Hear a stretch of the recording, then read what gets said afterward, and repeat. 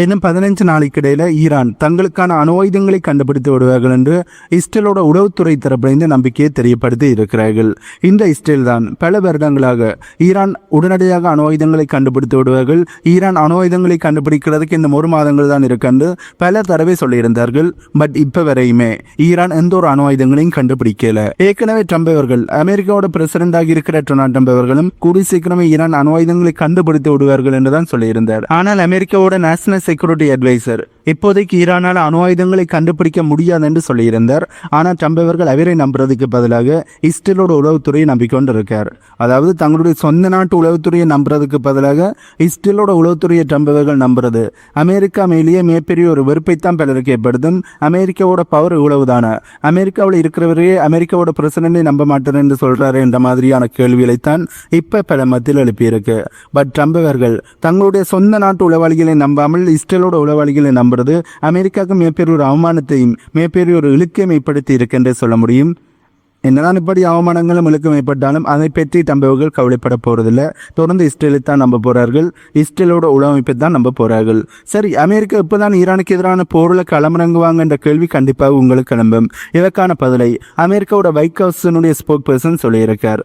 இப்போதைக்கு அமெரிக்கா இந்த போருக்கு களமிறங்கல.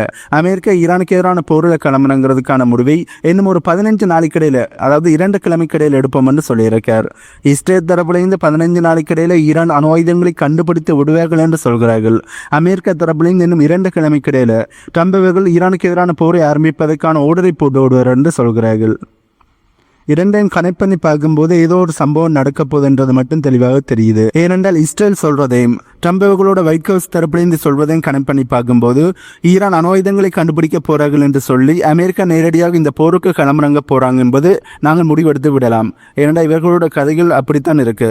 பட் இவர்கள் இப்படி செய்யறதால கூடி சீக்கிரமே மிடில் ஈஸ்ட்ல மிகப்பெரிய ஒரு போரானது வரப்போகுது.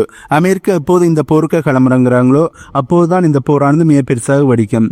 பட் இஸ்ரேலோட பேச்சை கேட்டு அமெரிக்கா இந்த போருக்கு களமிறங்கினால் கண்டிப்பாக அமெரிக்காவுக்குள்ளேயே உள்நாட்டு பிரச்சனைகள் ஏற்படும் என்பதை நாங்கள் தெளிவாக சொல்ல முடியும். இந்த நேரத்தில் ஈரான் தரப்பில் இருந்து இஸ்ரேலில் இருக்கின்ற கைப்பா பகுதியை குறிவைத்து மறுபடியும் தாக்குதலை மேற்கொள்ள ஆரம்பிச்சிருக்காங்க. இதற்காண்டி நிறைய ட்ரோன்களை லான்ச் பண்ணி இருந்தார்கள் என்ற செய்தியில் இப்போது வெளியே வர ஆரம்பிச்சிருக்கு. பட் அந்த ட்ரோன்களை இஸ்ரேலோட ஏர் டிஃபென்ஸ் சிஸ்டங்கள் சுட்டுவழித்தே இருக்கு. நான் ஏற்கனவே எங்களுடைய வீடியோவில் நான் தெளிவாக ஒரு விஷயத்தை சொல்லியிருப்பேன். ஈரான் தரப்பிலிருந்து பாலிஸ்டிக் மிசைல்களை லான்ச் பண்ணும்போது, ஹைப்பர்சோனிக் மிசைல்களை லான்ச் பண்ணும்போது அதனை இஸ்ரேலில் இருக்கிற ஏர் டிஃபென்ஸ் சிஸ்டங்களால் சுட்டு வீழ்த்த முடியாது. பட் அதுவே ஈரான் தரப்பிலிருந்து ட்ரோன்களை லான்ச் பண்ணும்போது அதனை இஸ்ரேலில் இருக்கின்ற ஏர் டிஃபென்ஸ் சிஸ்டங்களால் சுட்டு வீழ்த்த முடியும் என்பதை ஏற்கனவே என்னுடைய வீடியோவில் சொல்லியிருந்தேன். அந்த மாதிரி தான் ஈரானோட ட்ரோன்களை இஸ்ரேலில் இருக்கிற ஏர் டிஃபென்ஸ் சிஸ்டங்கள் சுட்டு வீழ்த்தி இருக்கு. அதுவே ஈரான் தரப்பிலிருந்து பாலிஸ்டிக் மிசைல்களை லான்ச் பண்ணும்போது அதனை சுட்டு வீழ்த்த இஸ்ரேலோட ஏர் டிஃபென்ஸ் சிஸ்டங்கள் திணறிக் கொண்டிருக்கே சொல்ல முடியும். பட் இப்ப கைப்பா பகுதி ஈரான் தரப்புல இந்த குறி வச்சிருக்காங்க என்ற செய்தியெல்லாம் தொடர்ந்து வெளியே வர ஆரம்பிச்சிருக்கு. இப்படி இஸ்ரேலுக்கு எதிரான தாக்குதலை மேற்கொள்வதில் ஈரான் தரப்புல இருந்து குறியாக இருக்கிற இந்த நேரத்தில் இஸ்ரேல் தரப்புல இருந்து மிகப்பெரிய ஒரு குற்றச்சாட்டு எழுப்பியிருக்கிறார்கள், மிகப்பெரிய ஒரு எச்சரிக்கையை கொடுத்திருக்கிறார்கள். அதாவது ஐரோப்பியத்துக்கு இருக்கின்ற இஸ்ரேலியர்களாக இருக்கட்டும், ஜூதர்களாக இருக்கட்டும், அவர்களுக்கு எதிரான மிகப்பெரிய ஒரு தாக்குதலை நடத்துறதுக்காண்டி ஈரான் தரப்புல இருந்து இப்ப பிளானை போட்டிருக்கிறார்கள் என்று இஸ்ரேல் தரப்புல இருந்து மிகப்பெரிய ஒரு எச்சரிக்கையை கொடுத்திருக்கிறார்கள். இஸ்ரேல் இப்படி சொல்வதை வச்சு பார்க்கும்போது இஸ்ரேலை வேணுமென்றே ஐரோப்பியத்துக்கு இருக்கின்ற இஸ்ரேலியர்களுக்கு எதிரான பாஸ் பிளாக் அட்டாக்கை மேற்கொண்டுட்டு இதனை ஈரான் தான் பிளான் பண்ணி செய்திருக்கிறார்கள். ஆகவே ஐரோப்பியரும் ஈரானுக்கு எதிரான போரில் வந்து தலையிடுங்கள், எங்களுக்கான உதவிகளை தந்து ஈரானை அழிப்பதற்கு எங்களோட உற்ற துணியாக நில்லுங்கள் என்று இஸ்ரேல் தரப்பிலிருந்து கேட்பதற்காண்டியும் இப்படியான நடவடிக்கையில் ஈடுபடக்கூடிய வாய்ப்புகள் இருக்கு. ஏற்கனவே இஸ்ரேல் தரப்புல இருந்து இஸ்ரேலுக்கு அடுத்ததாக அமெரிக்கா மற்றும் ஐரோப்பிய நாடுகள் தான் ஈரானோட இலக்காக இருப்பார்கள் என்று சொல்லியிருந்தார்கள். எப்படி செலின்சேவர்கள் ஐரோப்பிய உக்ரைனுக்கான சப்போர்ட் தந்து உக்ரைன் இந்த போரில் வெற்றி பெற வைக்காட்டி ரஷ்யாவோட அடுத்த இலக்கு ஐரோப்பிய நாடுகளாகத்தான் இருக்கும் என்று சொல்லியே ஐரோப்பியத்திட்ட இந்த உதவிகளை வாங்குகிறாரோ அதே மாதிரி தான் இப்போது இஸ்ரேலும் இந்த இஸ்ரேல் ஈரான் போரில் ஈரானை இப்போது இஸ்ரேல் தடுக்கிறதுக்கான உதவிகளை நீங்க செய்யாட்டி இஸ்ரேலை ஈரான் அடித்தார்கள் என்றால், இஸ்ரேலை ஈரான் அழித்தார்கள் என்றால் அடுத்ததாக ஈரானோட இலக்கு ஐரோப்பிய நாடுகளும் அமெரிக்காவும் தான் என்று சொல்லி அமெரிக்கா மற்றும் ஐரோப்பிய நாடுகள்கிட்ட இருந்து உதவிகளை பெறுவதற்கான நடவடிக்கையில் இஸ்ரேல் ஈடுபடுகிறார்கள். இந்த இஸ்ரேல் தான் இந்த போர் ஆரம்பித்த போது நாங்கள் எத்தனை போரையும் சமாளிக்க தயாராக இருக்கோம், எத்தனை போர் வந்தாலும் தனியாக நின்று அதனை எதிர்கொள்ள தயாராக இருக்கும், கண்டிப்பாக அந்த போரில் எங்களுக்கு வெற்றி கிடைக்கும் என்று சொல்லியிருந்தார்கள். பட் இந்த போர் ஆரம்பிச்சு கிட்டத்தட்ட ஒரு 2 கிழமையும் தாண்டல. அதுக்கிடையிலேயே அமெரிக்கா மற்றும் உலக நாடுகளோட உதவிகளை இப்போது இஸ்ரேல் தரப்பிலிருந்து கேட்க ஆரம்பிச்சிருக்கிறார்கள். ஆரம்பத்தில் உதவிகளை கேட்க ஆரம்பித்தவர்கள் இப்போது அமெரிக்கா மற்றும் ஐரோப்பிய நாடுகள்கிட்ட கெஞ்சி கொண்டு இருக்காங்க என்று சொல்ல முடியும். இதில் இருந்து இஸ்ரேலோட திறமை, மிலிட்டரி பவர், இஸ்ரேலோட உளவமைப்பினுடைய பவர் இதனத்துமே டம்மியாக மாறிட்டு என்பது தெளிவாக தெரியுது.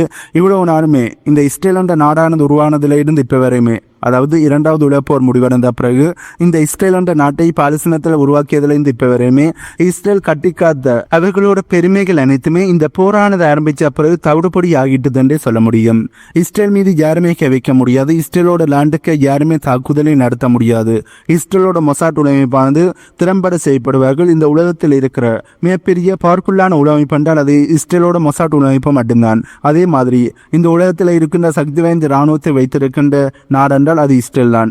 அதே நேரத்தில் சக்தி வாய்ந்த மிலிட்டரி டெக்னாலஜியை வைத்திருப்பதும் இஸ்ரேல் தான் என்று மிக பெருசாக பில்டப்பை கொடுத்து மிக பெருசாக தங்களுக்கான பெருமைகளை செய்து வைத்திருந்தார்கள். பட் இந்த இஸ்ரேல் ஈரான் போரானது எப்போ ஆரம்பித்ததோ அப்போது இந்த பெருமைகள் அனைத்துமே தவிடுபடி ஆயிட்டது என்றே சொல்ல முடியும். இப்போது இஸ்ரேல் உதவிக்காண்டி இயங்கிக் கொண்டிருக்கிறார்கள், உதவிக்காண்டி மற்ற நாடுகளை கெஞ்சி கொண்டு இருக்காங்க. அமெரிக்கா இப்போது கத்தாரில் இருக்கின்ற தங்களுடைய ஃபைட்டர் ஜெட்டை வேறு வேறு இடங்களுக்கு மாற்ற நடவடிக்கையில் ஈடுபட்டிருக்காங்க என்ற செய்தி வெளிவந்திருக்கு.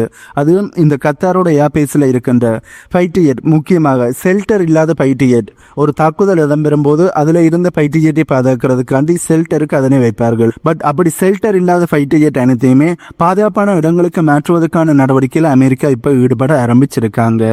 அது மட்டும் இல்லாமல் பெஹ்ரைனில் இருக்கின்ற தங்களுடைய போர்க்கப்பலையும் இப்போது வேறு வேறு இடத்துக்கு அமெரிக்கா மாற்ற ஆரம்பிச்சிருக்காங்க என்ற செய்திகளும் இப்போ வெளியே வர ஆரம்பிச்சிருக்கு. இப்படி அமெரிக்கா செய்கிறது இப்போ மட்டும் முதல் தடவை இல்லை. 2020 அமெரிக்கா தரப்புல இருந்து ஈரானோட முக்கியமான தலைவராக இருந்த சுலைமானி அவர்களை ட்ரோன் தாக்குதல் மூலம் கொலை பண்ணி இருந்தார்கள். இந்த தாக்குதலை மேற்கொண்ட பிறகு ஈரான் அமெரிக்காவுக்கு எதிரான தாக்குதலை நடத்தி விடுவார்களோ, மிடில் ஈஸ்டில் இருக்கின்ற அமெரிக்காவோட இராணுவ தளங்கள் மீது ஈரான் தாக்குதலை நடத்தி விடுவார்களோ என்ற அச்சத்தில் அமெரிக்கா தரப்புல இருந்து இப்படியான இடமாற்றங்களை செய்திருந்தார்கள். இப்போது எப்படி தங்களுடைய ஃபைட்டர் ஜெட்டாக இருக்கட்டும், போர்க்கப்பலாக இருக்கட்டும், அதனை இடமாற்றம் செய்கிறார்களோ அதே மாதிரியே 2020 அமெரிக்க தரப்பிலிருந்து செய்திருந்தார்கள். ஆகவே இப்போது மிகப்பெரிய பதற்றமானது மிடில் ஈஸ்டில் வெடிக்க ஆரம்பிச்சிருக்குன்றே சொல்ல முடியும்.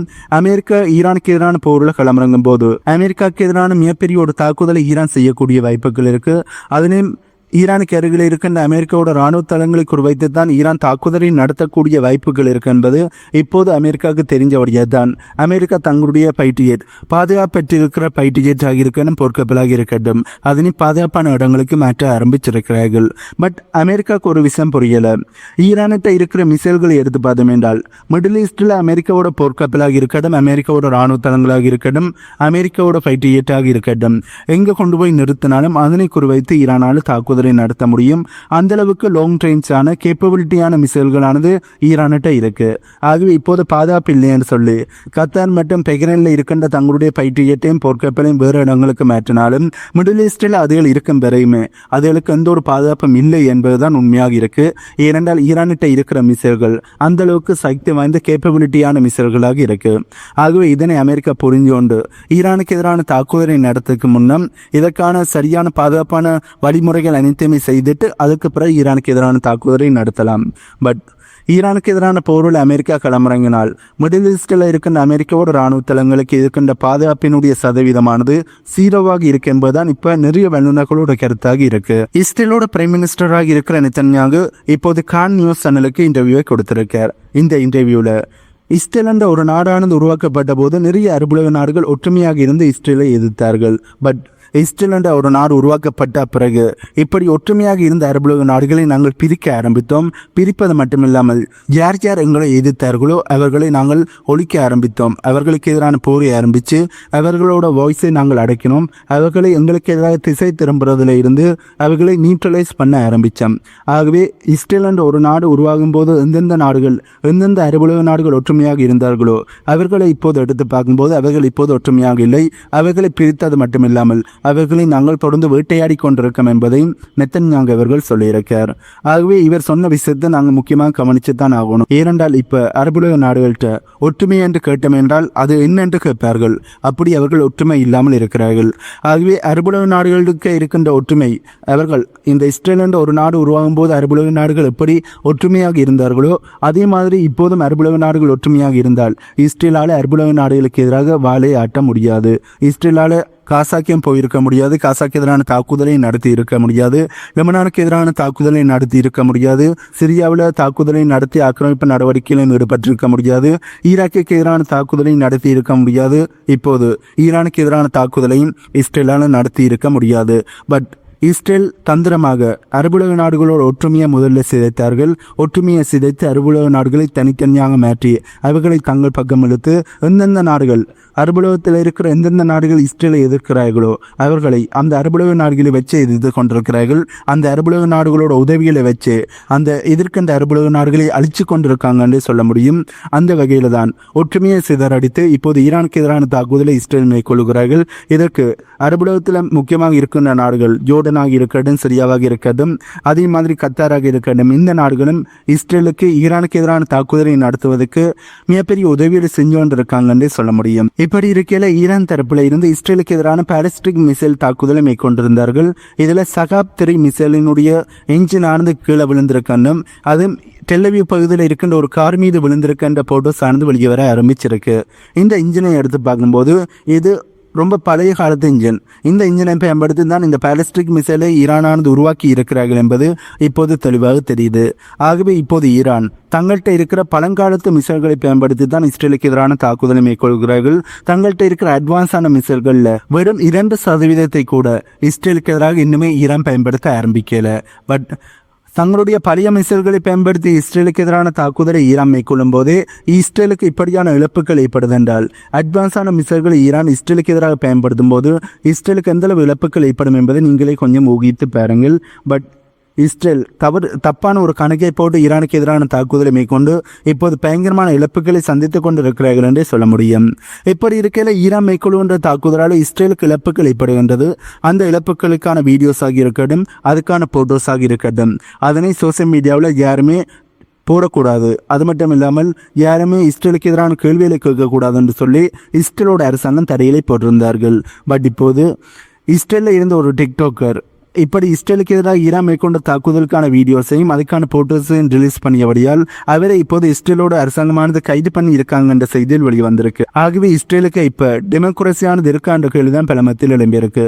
மக்களோட சுதந்திரத்தை மீறி நேஷனல் செக்யூரிட்டி என்ற பெயரை பயன்படுத்தி மக்களோட சுதந்திரத்தை இப்போது இஸ்ரேலானது அடக்குகின்ற நடவடிக்கையில் ஈடுபடுகிறார்கள் என்ற செய்தியிலும் இப்போ வெளியே வர ஆரம்பிச்சிருக்கு. இப்படி இருக்கையில அமெரிக்காவோட சிட்டிசன்ஷிப் இருக்கின்ற கிட்டத்தட்ட ஒரு 1500 பேர் இஸ்ரேலில் இருந்து சைப்ரஸுக்கு போயிருந்தார்கள். அவர்களை ஏற்றி செல்வதற்காண்டி அமெரிக்காவோட பிளைட்டானது சைப்ரஸுக்கு வந்திருக்கின்ற செய்தியிலும் இப்போ வெளியே வர ஆரம்பிச்சிருக்கு. இஸ்ரேல் ஈரான் பிரச்சனையானது ஆரம்பித்த பிறகு இஸ்ரேல் இருக்கின்ற மக்களை திரும்ப பெற்றுக்கொள்கிற நடவடிக்கையில் நிறைய நாடுகள் ஈடுபட ஆரம்பிச்சிருந்தார்கள். அந்த வகையில் தான் அமெரிக்காவும் அதற்கான நடவடிக்கையில் ஈடுபட்டார்கள். பட் அதுக்கிடையில் இந்த பிரச்சனையானது பூதாகரமாக வெடிக்க ஆரம்பிச்சு ஈரான் இஸ்ரேலுக்கு எதிரான தாக்குதலை நடத்துகிறபடியால் இஸ்ரேலுக்கு அமெரிக்காவோட விமானமானது போய் அங்கே இருக்கின்ற அமெரிக்கர்களை ஏற்றிக்கொண்டு மறுபடியும் அமெரிக்காவுக்கு திரும்ப முடியாது. இதனால் இஸ்ரேலில் இருந்த அமெரிக்காவை சேர்ந்த சிட்டிசன்ஷிப் இருக்கின்ற மக்களை அப்படியே சைப்ரஸுக்கு கொண்டு போயிருக்கிறார்கள். அதுவும் படையின் மூலம் சைப்ரஸுக்கு கொண்டு போன பிறகு அங்கே இருந்து அவர்களை ஏற்றுவதற்காண்டி தான் அமெரிக்கா தரப்புல இருந்து இப்ப தங்களுடைய விமானங்களை அனுப்பி இருக்கிறார்கள் என்ற செய்தியில் வெளியே வர ஆரம்பிச்சிருக்கு. இப்படி இருக்கையில் ரஷ்யன் ஏர்போர்ஸினுடைய AN 142 விமானமானது ரஷ்யாவில் இருந்து டேக் ஆஃப் ஆகி ஒரு சில நிமிஷங்களுக்கு இடையிலேயே தங்களுடைய ட்ராக்கிங் சிஸ்டத்தை ஓப்பன் இருக்கிறார்கள் என்றும், அதாவது தங்களுடைய ட்ராக்கரை ஓப்பன் இருக்கிறார்கள் என்றும், அதுக்கு பிறகு அந்த விமானமானது எங்க போனது என்பதற்கான தகவல்கள் வெளியே வரையில்லை என்ற செய்திகள் இப்போ வெளியே வர ஆரம்பிச்சிருக்கு. இதனை பற்றி வல்லுநர்கள் என்ன சொல்றாங்க என்றால் ரஷ்யாவில் இருந்து புறப்பட்ட இந்த விமானம் நேரடியாக ஈரானுக்குத்தான் போகும் என்று சொல்கிறார்கள். ஈரானுக்கு தேவையான உதவிகளை கொடுக்கறதுக்காண்டி தான் இந்த விமானம் டேக் ஆஃப் ஆகி தங்களுடைய ட்ராக்கரை ஓப்பன் இருக்கிறார்கள் என்ற செய்திகளும் இப்போ வெளியே வர ஆரம்பிச்சிருக்கு. முதல்ல சீனா தரப்பிலிருந்து தான் ஈரானுக்கு தேவையான உதவிகளை செய்ய ஆரம்பித்தார்கள். சீனாவில் இருந்து 3க்கும் அதிகமான கார்கோ பிளேனானது ஈரானுக்கு போயிருந்தது. அப்போதே நாங்கள் சொல்லியிருந்தோம், முழுமூச்சாக ஈரானுக்கு தேவையான உதவிகளை சீனா செய்கிறார்கள் என்று. அதே மாதிரி தான் இப்போ முதல் தடவையாக ரஷ்யாவில் இருந்து ஒரு விமானமானது கிளம்பி ஈரானுக்கு போக ஆரம்பிச்சிருக்கு. முதற்கட்டமாக ஈரானுக்கு தேவையான உதவிகளை இப்போது ரஷ்யாவானது செய்ய ஆரம்பிச்சிருக்காங்க என்று சொல்ல முடியும். ஆகவே சீனாவோட சப்போர்ட்டை இப்போது ஈரான் பெற்றுக்கொண்டிருக்கிற இந்த சூழ்நிலையில ஈரானுக்கு இன்னும் பலி சேர்க்கிற வகையில் ரஷ்யாவும் ஈரானுக்கு தேவையான உதவிகளை கொடுக்க ஆரம்பிச்சிருக்கிறார்கள். இது ஈரானுக்கு இன்னுமே வலிமையை சேர்க்கும் என்றே சொல்ல முடியும். இந்த விஷயம் கண்டிப்பாக இஸ்ரேலுக்கும் அமெரிக்காவுக்கும் மேற்குலக நாடுகளுக்கும் முக்கியமாக ஐரோப்பியத்தில் மெம்பராக இருக்கிற நாடுகளுக்கும் மிகப்பெரிய ஒரு கோபத்தை ஏற்படுத்தும். இதனால இதற்கு இவர்கள் எப்படி ரியாக்ட் பண்ண போறாங்க என்பது நாங்கள் வெயிட் பண்ணி தான் பார்க்கணும். இந்த வீடியோட நாங்கள் பார்க்க வந்த செய்திகள் தான். இந்த வீடியோ பற்றி உங்களுடைய கருத்துக்களை கீழே கமெண்ட் பண்ணுங்க. அண்ட் நம்ம சேனலை சப்ஸ்கிரைப் பண்ணி பக்கத்துக்கு பெல் ஐக்கானையும் கிளிக் பண்ணி வையுங்க.